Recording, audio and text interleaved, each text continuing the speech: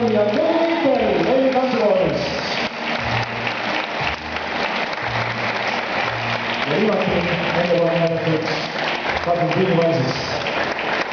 Ma tahan härra, kohe on teilgi võimalus samamoodi siin Piivalsi teeritega selle tantsuplatsil, kuid enne seda palume alale pööretada Kingorkestri